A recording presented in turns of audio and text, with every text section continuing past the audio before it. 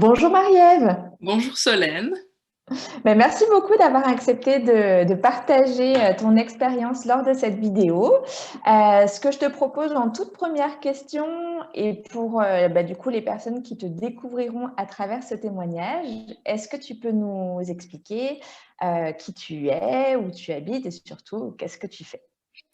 Alors, je m'appelle Marie-Ève, j'habite en Suisse et je suis la fondatrice d'Écrivaine qui accompagne les femmes qui veulent écrire des livres, qui ont des ambitions littéraires, qui veulent écrire des livres et qui veulent aller au bout de leurs projets. Je les aide à travailler sur leur résistance, sur leur manque de confiance en elles aussi, sur les difficultés d'écriture. Je leur donne des outils pour qu'elles puissent vraiment mener à terme leur projet d'écriture et oser s'exprimer aussi. Super. Et du coup, est-ce que tu peux nous expliquer pourquoi est-ce que cette cause de l'écriture des femmes te tient à cœur? Qu'est-ce qui a fait que tu t'es orientée sur ce projet? Ben d'abord pour des motifs assez égoïstes, qui sont que moi j'adore écrire et puis que j'ai rencontré des difficultés moi dans la prise de confiance en moi avec ma propre écriture parce que j'ai vraiment des ambitions littéraires et que j'ai été assez dans l'ensemble, j'ai un parcours qui a fait que je me suis sentie peut-être parfois peu soutenue, mais que je me suis aussi auto-sabotée pas mal. Et puis ensuite de ça, parce que ben, comme je l'ai dit tout à l'heure, je suis suissesse, et c'est vrai que le paysage littéraire, le roman n'est pas forcément toujours très passionnant, quoiqu'il y a des choses maintenant qui commencent à sortir, mais c'est vrai que moi, ça m'a pas toujours donné vraiment envie d'aller là-dedans. Et puis, il y a aussi cette problématique qui est liée au fait d'être une femme, c'est-à-dire que je me suis sentie peu appelée vers le champ littéraire en tant que, enfin, j'ai trouvé que c'était plus difficile pour une femme dans le sens que j'ai fait des études de lettres notamment et de français, et c'est vrai qu'on étudie encore beaucoup des hommes blancs et voilà, moi je me suis dit que j'avais vraiment envie d'aider spécifiquement les femmes à cause de tout ça. Et puis ben, pour les aider surtout à avoir les outils que moi j'avais pas.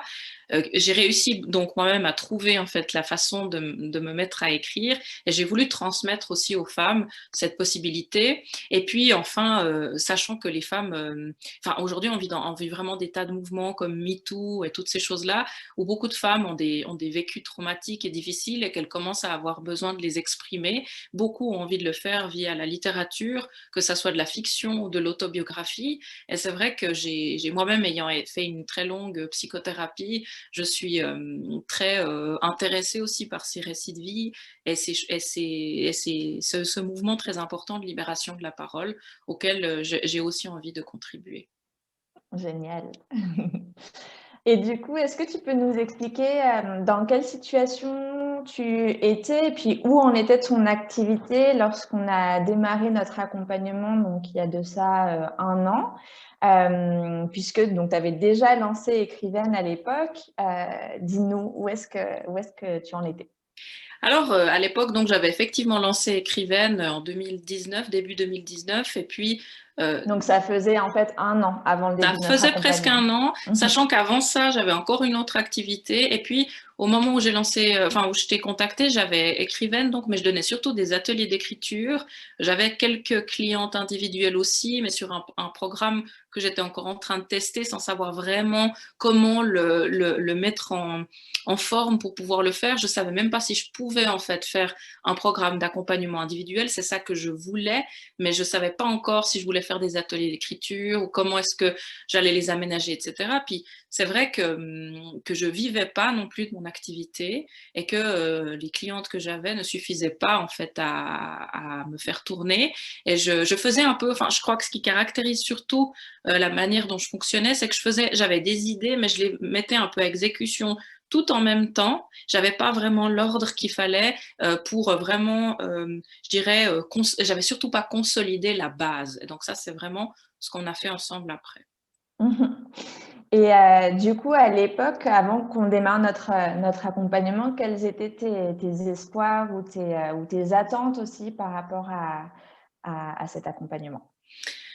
Eh bien, j'attendais des choses, évidemment, que je pouvais pas savoir exactement ce que tu allais m'apporter, puisque effectivement, il y avait tout ton domaine d'expertise, je l'avais pas, donc des fois, je pouvais juste pas savoir ce dont j'avais besoin. Mais ce qui est sûr, c'est que la principale difficulté, c'était vraiment pour moi de faire démarrer cette activité en ligne pour qu'elle elle ait des retombées, je dirais, de trafic de clientes, enfin que ça vienne. Donc je savais que mon site internet, par exemple, n'était pas vraiment optimal, mais je savais pas du tout comment faire. Je savais pas non plus exactement à qui je m'adressais, donc ça il fallait aussi revoir. Et puis voilà, c'était un peu ces choses-là, et je savais qu'il fallait que je définisse mieux aussi mes programmes. En tout cas, ceux que je proposais à l'époque sur mon site internet, je proposais des formations que j'avais un peu bricolées moi-même. Elles se vendaient pas et je savais pas pourquoi en fait. Donc voilà, c'était vraiment de comprendre que, comme tu m'as expliqué une fois, si c'était comment dire, ton analogie avec la proposition en mariage, que si je rencontre quelqu'un et que je lui propose de m'épouser tout de suite, ça n'ira pas. Il faut d'abord construire une relation avant de demander la personne en mariage. Donc moi, si tu veux, je demandais tout de suite quelqu'un en mariage avant même d'avoir construit la relation de confiance. Ouais. Qui est importante ensuite pour pouvoir proposer mes accompagnements, surtout que je suis dans un domaine quand même. Alors, je ne suis pas thérapeute, et ça, je le dis bien à mes clientes, je suis quand même dans le domaine artistique plutôt, mais c'est vrai que avec les histoires que je reçois, souvent, c'est quand même des choses très profondes, très personnelles, et les femmes qui viennent vers moi, elles me font quand même le cadeau de leur confiance, et donc c'est vrai qu'elles ne peuvent pas le faire tout de suite sans me connaître un minimum. Voilà. Donc, si je résume, en gros, tu avais déjà des clients, mais c'était plutôt en local. Ton site internet, il ne te rapportait pas de vente. Non. Et tu faisais des ateliers comme ça à Lausanne où tu essayais de faire des accompagnements individuels. Ça marchait un peu par le bouche à oreille, mais tu Voilà. n'arrivais pas à aller au-delà de ton cercle. C'est ça, exactement. Exactement, ouais. Tout à fait. Bien résumé. Et du coup, qu'est-ce qui t'a donné envie de travailler avec moi en particulier? Parce que finalement, des accompagnements à l'entrepreneuriat, il y en a plusieurs. Je sais que tu avais aussi une expérience déjà d'accompagnement. Du coup, est-ce que tu peux, pas forcément nous parler de ça, mais en tout cas nous expliquer quels ont été les choix, enfin, comment tu as fait ton choix?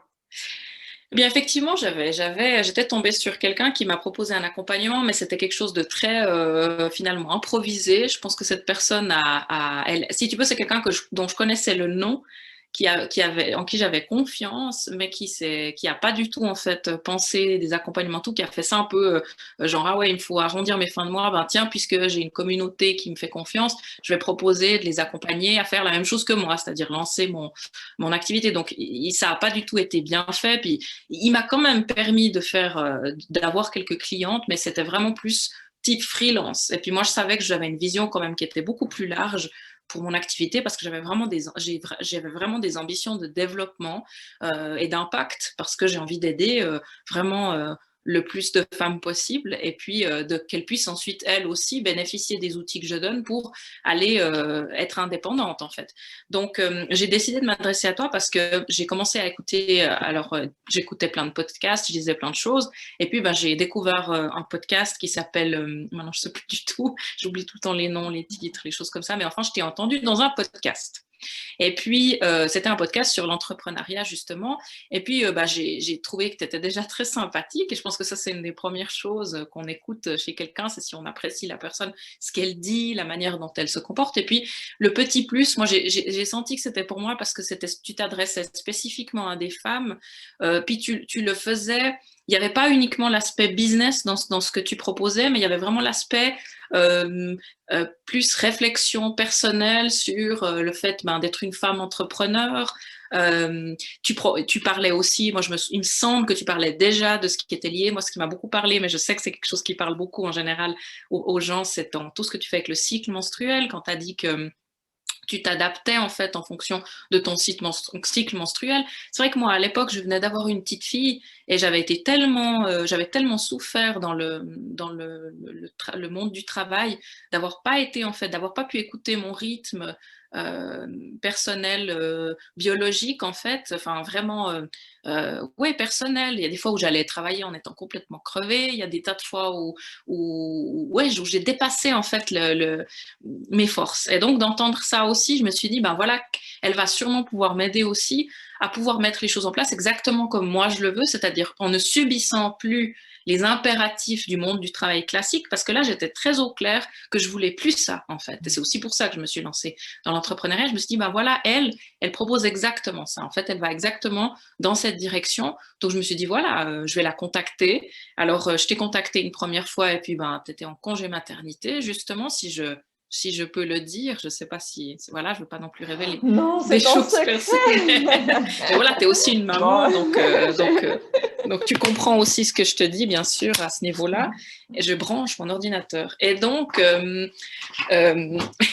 voilà, donc en fait, il y a ça qui m'a beaucoup parlé. C'est vraiment la prise en compte l'aspect, bah, tu es une femme et puis tu as des manières aussi, toi, de fonctionner, mais pas seulement l'aspect femme, mais aussi l'aspect, tu as envie de vraiment, je sentais que voilà, tu proposais quelque chose où on pouvait envisager sa manière de travailler différemment. Et c'est ça, en fait, qui m'a décidé. Donc voilà, je t'ai contacté une première fois, tu étais en congé maternité. Après, j'ai pu effectivement un peu plus tard avoir un contact. Et puis, ben, ça m'a convaincue, même si tout d'un coup, avant de commencer, j'étais là, ah mon Dieu, mais qu'est-ce que je vais faire? Je vais investir quand même beaucoup d'argent. Ben, évidemment, la trouille, quoi. Puis bon, ben, voilà, après, je ne l'ai pas regretté. Et justement, alors, tu enchaînes parfaitement sur la prochaine question que j'avais en tête de te poser, qui était cet investissement, parce qu'en fait, donc, tu as fait le programme Up Level for Good, qui est un programme en 12 mois, qui est vraiment fait pour les personnes qui, comme toi, ont déjà quelques clients, mais n'arrivent pas à en vivre et du coup veulent passer au niveau supérieur et puis réussir à vivre de leur activité. Et c'est le programme le plus long en fait que je propose. C'est aussi le plus cher du coup. Et c'est un investissement conséquent, notamment quand on n'arrive pas encore à vivre de son activité. Du Tout coup, à fait. comment est-ce que tu as pris cette décision? Est-ce que c'était difficile pour toi? Est-ce que tu peux nous raconter un petit peu pour que ça puisse rassurer les personnes qui n'osent pas investir en elles-mêmes? Oui, alors la décision d'investir en moi-même, je l'avais déjà prise. Je m'étais vraiment dit que c'était ce qu'il fallait faire. Maintenant, effectivement, comme tu dis, c'était un investissement important. Je venais en fait, moi, de débloquer ce qu'on appelle ici en Suisse son deuxième pilier, c'est-à-dire une partie de sa retraite qu'on peut récupérer soit pour acheter une maison, soit pour partir à l'étranger, soit pour lancer sa propre activité. Donc j'avais fait ça et je me suis dit, ben, cet argent-là, une partie en tout cas, je vais l'utiliser pour investir. Mais c'est vrai qu'après, j'ai quand même, ben voilà, c'était une importante somme pour moi.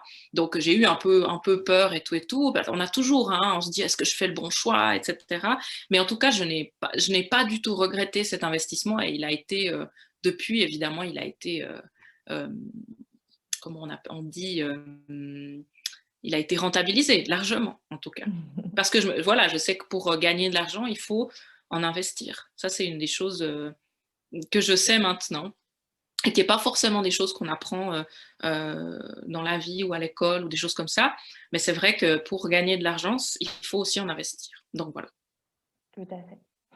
Et du coup, tu parlais des retours sur investissement. Décidément, tu fais que anticiper mes questions. Les grands esprits se rencontrent. Quels ont été du coup les résultats que tu as obtenus grâce au programme? Si tu nous fais une petite liste de choses qui font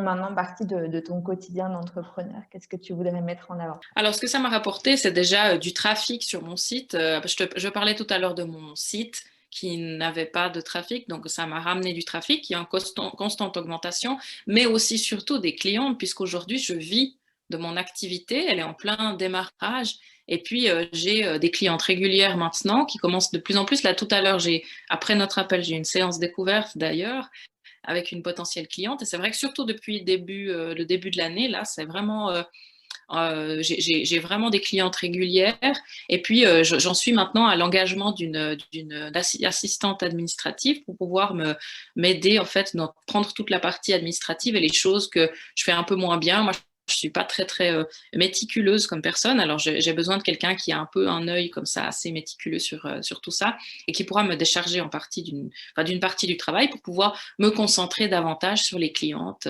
Voilà. Et j'ai aussi revu, grâce à toi, toute mon organisation. Et c'est vrai que maintenant, en plus, j'ai une organisation qui est vraiment, vraiment bien, bien meilleure. Avant, j'avais des to-do list comme ça qui s'allongeaient. Je faisais vraiment, moi, comme je disais au début, hein, j'avais tendance à aller un petit peu vouloir tout faire en même temps sans savoir exactement comment prioriser. Maintenant, j'arrive vraiment bien à prioriser. J'ai l'impression d'avoir beaucoup moins de stress aussi. Donc ça, c'est très important. Vraiment, je décide, voilà, tel jour, j'ai pas de cliente parce que je sais que j'aurai mes règles, par exemple, et tout ça. Donc ça aussi, c'est quelque chose, je pense qu'il faut dire et qui est important, c'est que non seulement j'ai des résultats au niveau de mes clientes, mais j'ai aussi des résultats au niveau de ma charge mentale et de la manière dont moi je me sens dans mon travail. Voilà. Et Et puis, dernière oui. chose, là, on voit que je suis chez moi parce qu'il y a un superbe Dreamcatcher géant comme je les aime. Mais en fait, je vais aussi chercher un espace bientôt de travail pour pouvoir ancrer un peu plus mon activité à l'extérieur de la maison. Voilà, ça, je voulais le dire aussi. Voilà. J'ai une question qui n'était pas forcément prévue, mais voilà, j'improvise aussi puisque ça me vient. Mais oui, volontiers. En fait, donc l'accompagnement qu'on a fait, ça s'est déroulé notamment sur l'année 2020. Donc, on a commencé au Oui. mois de janvier, puis au mois de mars, patatras, confinement et autres joies du Covid-19. Est-ce que tu peux nous dire du coup comment ça s'est passé pour toi, cette période qui a été voilà, difficile pour tout le monde et puis pour les petites entreprises qui pouvaient être assez stressantes. Toi, comment tu l'as vécu et comment le fait d'être accompagnée pendant cette période assez anxiogène t'a permis de garder le cap? Alors précisément, c'est bien parce que j'étais accompagnée, je pense que j'ai gardé le cap aussi bien, même si me connaissant, je pense que j'ai trop de comment dire, je sais renoncer quand il faut, mais là, j'aurais pas voulu renoncer à ça parce que ça me tient trop à cœur et je suis convaincue que c'est quelque chose, c'est une affaire qui tient la route, comme on dit. Mais c'est vrai que ton accompagnement m'a vraiment aidé à passer. Je dirais que c'est surtout pour l'énergie positive que tu as réussi à me transmettre parce qu'il y avait des moments de très grand découragement. J'ai eu très peur aussi parce que c'est vrai que c'était toute la phase de démarrage où j'avais encore pas, en mars, tu vois, ça faisait 2 mois tu m'accompagnais. J'étais en train encore de revoir les fondements, donc j'avais pas encore toutes les clientes que j'ai maintenant. Et c'est vrai que j'ai eu vraiment des moments où j'ai eu peur, où je me suis dit, mais si c'est comme ça se passe actuellement pour l'économie réelle, notamment les restaurateurs et tous les gens comme ça qui souffrent de devoir fermer leurs établissements et toutes ces choses-là, je me suis dit, mais voilà, déjà triste pour eux. Et puis évidemment, tout ça, ça te retombe dessus. Tu te dis, mais est-ce que ça va fonctionner? Est-ce que ça va donner quelque chose? Surtout, est-ce que les gens vont quand même demander à se faire accompagner, même si on est dans cette période? Puis c'est vrai que tu m'as aidé à tourner en fait la chose, à utiliser ça aussi pour me faire connaître en disant, voilà, on peut écrire, c'est même bien de se mettre à écrire pendant la période de pandémie, ça peut peut-être aussi vous aider à ceci, à cela. Donc voilà, c'est l'idée de retourner en fait les difficultés en cherchant des opportunités. C'est vrai que c'est ce que tu m'as aidé à faire et appris cette année. Et c'est vrai que ça m'a surtout donné beaucoup d'énergie positive pour continuer. Parce que je sais que s'il y avait eu la pandémie plus mon affaire qui prend l'eau, je pense que ça aurait été vraiment bien pire que ce que ça a été. Et dans le fond, finalement, ça a été une belle année aussi parce que j'ai vraiment réussi à faire décoller cette activité. Donc, voilà. Ouais, super. Et puis c'est un super message d'espoir. Je trouve que c'est d'autant plus. Tu peux être d'autant plus fière de toi d'avoir réussi à faire décoller ton activité, alors même que les conditions étaient au rouge et que c'était la tempête pour tout le monde et notamment pour pas mal de petites entreprises. Et je suis d'autant plus contente pour toi que tu aies eu ces résultats-là et puis qu'aujourd'hui tu vives de ton activité parce que je te l'ai pas dit pendant l'accompagnement, mais je le dis maintenant. Le fait que tu aies réussi à vivre de ton activité pendant une pandémie mondiale, ça veut quand même dire que ton business, il est quand même hyper solide, parce que c'est pas tout le monde qui arrive à faire ça, et tu peux être du coup d'autant plus confiante dans l'avenir que bah voilà, tu as traversé ça, tu as réussi l'exploit Oui, d'arriver à vivre de ton activité en pleine tempête. Donc voilà, maintenant, tout peut t'arriver. Tu peux avoir oui. confiance dans la solidité de ton activité. Et en ça, je trouve que, enfin voilà, je suis d'autant plus contente pour toi Ah, mais c'est chouette. de t'avoir soutenue pendant cette période-là. Eh ben, merci infiniment, Solène. Ça me fait très plaisir. Puis c'est vrai que je me dis que c'est une très bonne école, finalement, la pandémie, parce que on se dit, bon, ben, j'ai traversé une pandémie, c'est bon, maintenant, je pourrais voir bien Imagine quand d'autres le ciel choses. sera bleu. Exactement, tout à fait. Qu'est-ce que tu dirais qui a été le plus grand changement pour toi, que tu as vécu pendant les 12 derniers mois? Oh là là, ben, je dirais ce que je disais avant, c'est-à-dire le fait d'être consciente. Ben, le plus grand changement, c'est ma prise de conscience que je pouvais vraiment euh, transformer les moments difficiles en opportunités. Et chaque fois, au lieu de me dire, mon Dieu, c'est l'horreur, ce qui était ma tendance avant, me dire maintenant, bon, ok, c'est pas marrant, il faut voilà, processer toutes les émotions qui vont avec, mais il se passe quelque chose et il y a moyen de le tourner quelque part. J'ai envie de pas en dire en ma faveur ou en mon avantage, mais d'en faire vraiment quelque chose en termes, je dirais, de quelque chose qui soit bienfaisant ou bienfaisant pour les autres et pour moi. Voilà. Ça, c'est la plus grande chose que j'ai apprise. Génial. Et du coup, pour finir, est-ce que tu as un message pour les personnes qui te regardent à travers ce témoignage et qui sont peut-être dans la même situation que tu étais toi à l'époque et qui hésitent à se faire accompagner, d'ailleurs que ce soit par moi ou par quelqu'un d'autre, Mhm. quel conseil tu auras à leur donner? Eh bien, je leur dirais que je comprends, bah, d'abord que je comprends que c'est une décision qui demande pas mal de courage, en fait, mais le conseil que je leur donnerais, c'est vraiment de faire confiance au processus, parce que c'est tout un processus, finalement, qu'on commence, et puis de croire en soi, vraiment de croire en soi et en sa possibilité de faire les choses par soi-même, en fait, et puis bah, de l'intelligence, de se faire confiance sur le fait qu'on prend une bonne décision, de se faire accompagner et d'ensuite de faire confiance à toi ou à la personne qui accompagne. Mais si c'est toi, alors à 1000% de te faire confiance, ça c'est sûr. Merci. Mais merci à Est-ce que tu toi. as une dernière chose à rajouter, un petit mot de la fin avant qu'on arrête? Ben, j'ai envie de dire que aujourd'hui, je me sens utile et très très heureuse dans ce que je fais. Vraiment, je me réveille le matin avec en me disant c'est vraiment génial ce que je vais faire aujourd'hui. J'ai plus du tout l'ennui de me dire oh ben, il va y avoir encore telle réunion, tel machin à faire. J'ai pas l'énergie, j'ai pas envie. Et en fait, de me dire tous les matins mais je suis hyper heureuse, chic, je vais travailler quoi. Et l'impression vraiment que je suis à ma place. Et ça. Vraiment, ben c'est enfin voilà, je pense que j'ai eu l'intelligence de me faire accompagner, j'ai eu l'intelligence de choisir, d'écouter mon intuition en choisissant une personne qui était compétente et qui était aussi qui avait une dimension humaine importante, toi. Et donc, toi, tu m'as apporté aussi toutes tes compétences fantastiques et tu m'as vraiment aidé à démultiplier cet impact que je voulais avoir. Et aujourd'hui, vraiment, je suis très, très heureuse dans ce que je fais. Et donc, voilà, j'ai envie de dire, faut croire vraiment en tout ça et croire en la possibilité d'inventer soi-même le travail qui nous convient, en fait. Voilà. Génial, bah, Et un merci grand merci à beaucoup. toi. Merci à toi, Solène, vraiment. Et merci à toi, Marie-Ève, pour ton partage aujourd'hui. Et je suis voilà, très, très fière du parcours que tu as eu, des résultats que tu as obtenus, qui sont certes en partie